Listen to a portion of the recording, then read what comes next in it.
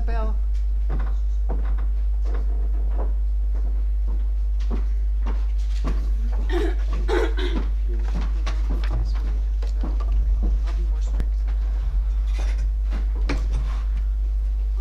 Well, mine is going to be brief, though. So, this is my first presentation on digital humanities. I'm quite new in the field. I come from gender studies and literary and cultural criticism, old school. So, let me see. Right. So,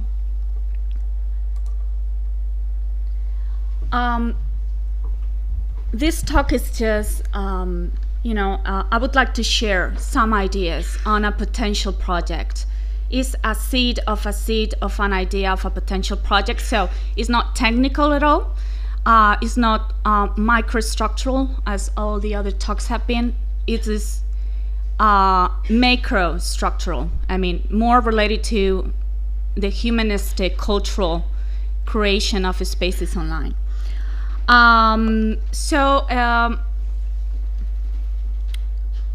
The first, the idea I would like to share to you is the usefulness and the need, I think, of generating a women's poetry and poetics European network. And the first step will be to raise attention here right now in the room on the issue of the politics of digital humanities and the issue of gender, feminism, and the place of women in digital humanities, which, according to feminist digital humanist Jacqueline Vernimont, who has recently posted this denounce somehow, is still exclusionary or invisible place. Anyways, there are very well established feminist collectives online, most of them coming from the United States, US based, such as Fembot Collective or Feminist Online Spaces, which is quite interesting. Another issue related to gender is, of course, bridging the gender techno-digital divide, which other feminist platforms are taking care of, such as Rails Girls, which educate somehow women on technological procedures to make projects viable and possible. My field of expertise is women's literature and feminist literary criticism. So my attention is focused on digital projects in these fields, and we find many of them. The Pioneering Women Writers Project is US-based, of course, and is based on early modern women's literature. The Orlando Project, Perdita Archive on 1500 and 1700 women's literature, Victorian Women Writers Projects, and BSS in Spain. They are encoding text, and they are, archival in nature. It's a database for these literatures. My question is, where are the digital projects on late 20th century and early 21st century women's literature, women's culture, women's poetry and poetics? Why poetry and poetics? As a conclusion of my recent research, it seems that the early 21st century is one of the periods when more poetry events are taking place, where more poetry is being written in text and digitally by women, and when less critical and digital attention is being paid to this phenomenon. So, as I think digital humanities is the place for the evolution for any kind of critical criticism and cultural criticism, and of course feminist literary criticism, I would suggest the idea and ask for collaboration and interest around creating a digital platform on contemporary women's poetry as a European network.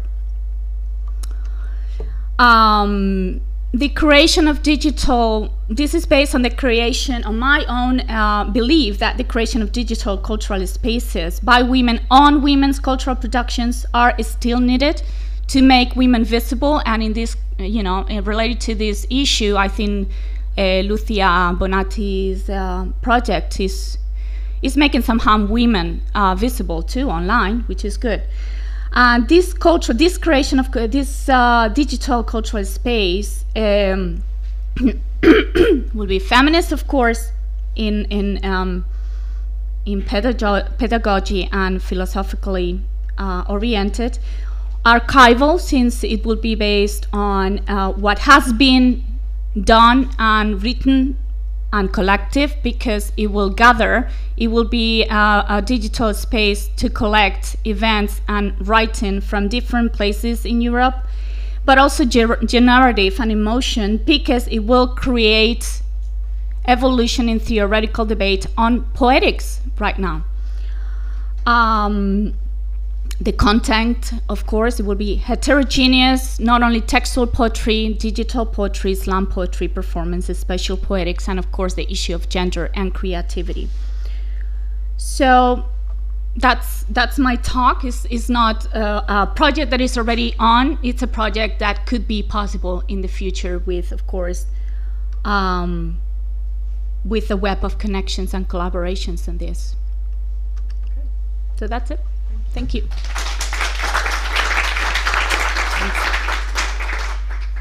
Questions? Yeah. You're second, Lee. I'm second. Yeah. Oh, right behind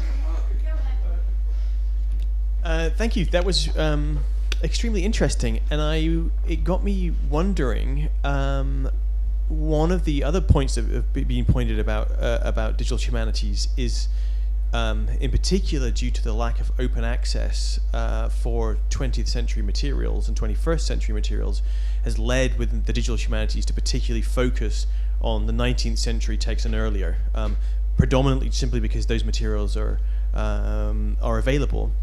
And it hadn't occurred to me before the degree to which that does lead to an over-representation of male authors, simply because that's historically there's been that imbalance. And I wonder if you have any thoughts about whether those issues of open access then really are genuinely feminist issues, principally because it's leading to invisibility of these really important developments in the 20th and 21st century. No, I haven't thought on this issue. I'm a beginner in digital humanities, but talking on copyrights issues, well, the nature of the platform would be collective, and so I guess authors that are writing online or authors that are performing on any European space could access the platform and through organizational basis present their information there just voluntarily, I guess. I don't know if I answer your question there. Next question. I also wanted to raise the issue of copyright. Yes, okay. Well, thank you again for your talk. Thanks.